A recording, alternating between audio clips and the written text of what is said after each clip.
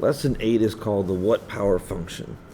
In other words, just to give a heads up for the purpose of the video, we're going to be moving into something called the log function. But for the purpose of the opening exercise, we're not going to call it log, we're going to call it what power.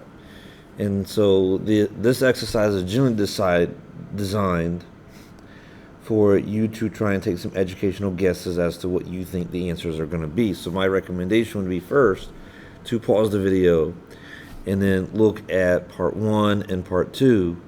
They already solved for you, and see how many of these you can figure out by yourself. Otherwise, I'm going to go ahead and explain each one. I'll give you a moment to pause the video if that's your choice. Otherwise, I'm just going to walk through each one. Okay, so it says what power, and it has a little base of 2 right here. We'll highlight that. There's a little 2 right there. And it has an 8 in the parentheses, and it gives you a 3. So when we look at this and we think, okay, well, how does this make sense? And we say, oh, well, I think I see 2 to the 3rd power is 8. So maybe that's what I'm trying to answer each time, is 2 to what power is going to be equal to 8. So we say, what power of 3 is 9? And so then we would say, okay, well, that means 3 to the 2nd power is 9. So once you get that idea, you start to think, okay, what do I need to do each time? So it turns out, okay, 6 to what power is 36? And that would end up having to be a 2, because 6 squared is 36. And we say, okay, let's do the same thing with what power of 2. 2 to what power is 32? And you have to say that is 5. And again, just to emphasize, that means 6 squared is 36, and 2 to the 5th power is 32. So when we look at the next one, the answer is going to be 3. 10 to the 3rd power is 1,000, and then 10 to the 6th power is 1 million, and so 100 to the 3rd power would be this one. And then 4 to the 3rd power would equal 64. 2 to the 6th power would equal 64. And then this one would be, since we're going to a smaller number, this would be 1/2. In other words, like taking the square root. Remember in the previous lesson we talked about the idea that the square root of 9 is equivalent to 9 to the 1/2 power. That's why it was important we investigated those previous lessons in this module to know how radical form and exponential form are related. And so in the next one, this would again have to be 1/2. And then we had the 1/2 to the 3rd power would be equal to 1/8.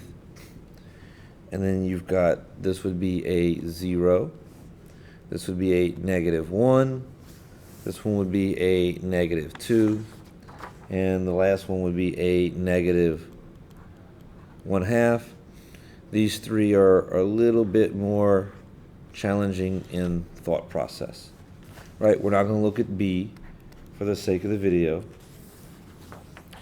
So then it follows up with exercises 1 through 9. We're going to look at 1 through 8. And I just want us to do the same thing.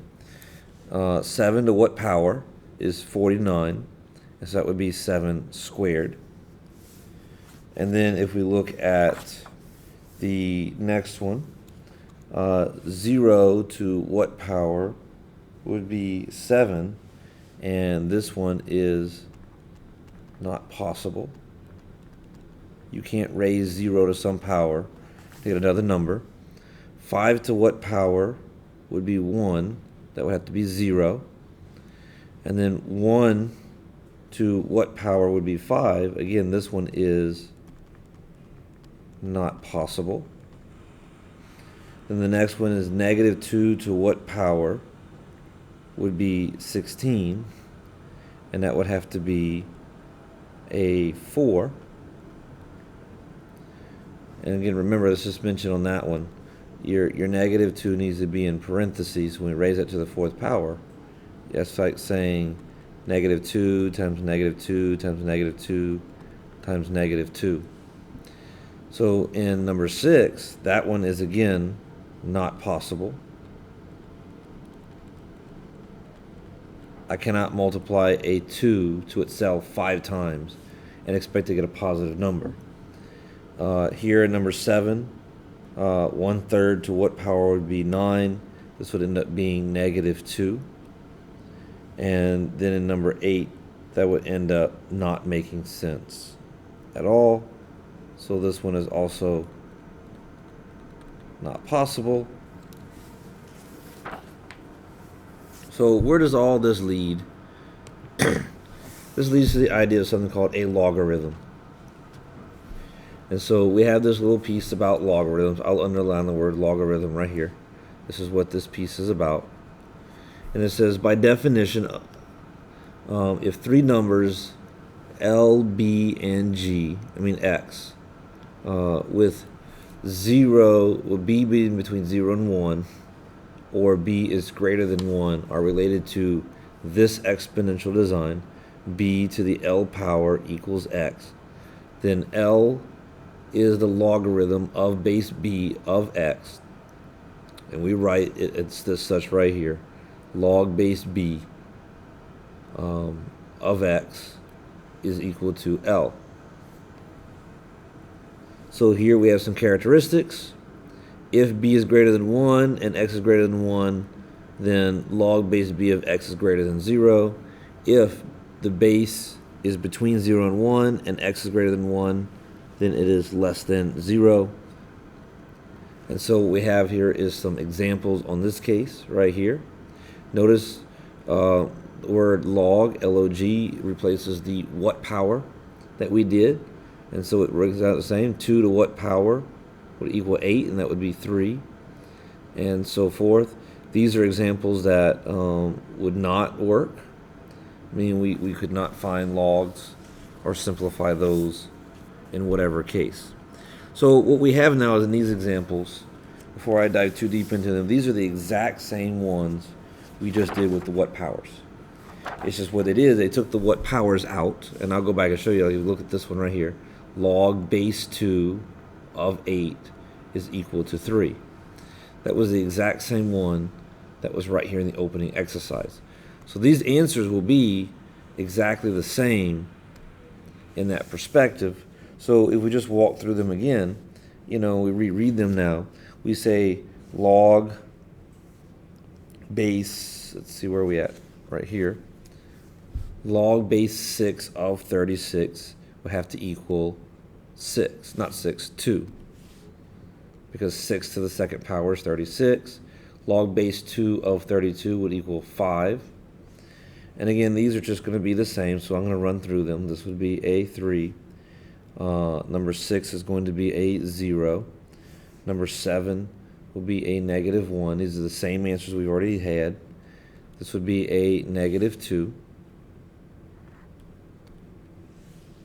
And then in exercise 10, these are some of the other remaining ones. So log base 2 of 32, that would be equal to 5. Log base 3 of 81, that would end up equaling 4, because 3 to the fourth power is 81. Log base 9 of 81, that would end up being 2, because we know that 9 squared is 81. Log base 5 of 625 is equal to 4. 10, log base 10 of this large number, it's got 9 zeros on it, is equal to 9. Log base 1000 of this number would end up being 3. Log base 13 of 13 would be 1. Log base 13 of 1 would be 0. Log base 7 of square roots of 7 would be 1/2. Log base 3 of 27, that would end up being 3/2, 3 over 2. And then log base square roots of 7 of 7 would end up equaling 2, because remember, a square cancels a square root. This one would be -4, just to wrap it up. And this one would be 2. So that wraps up this lesson. It does just a little terminology practice. Go back and revisit this video over and over again and just kind of watch it and think about it, try and write it down, and then move on to the problem set as prepared.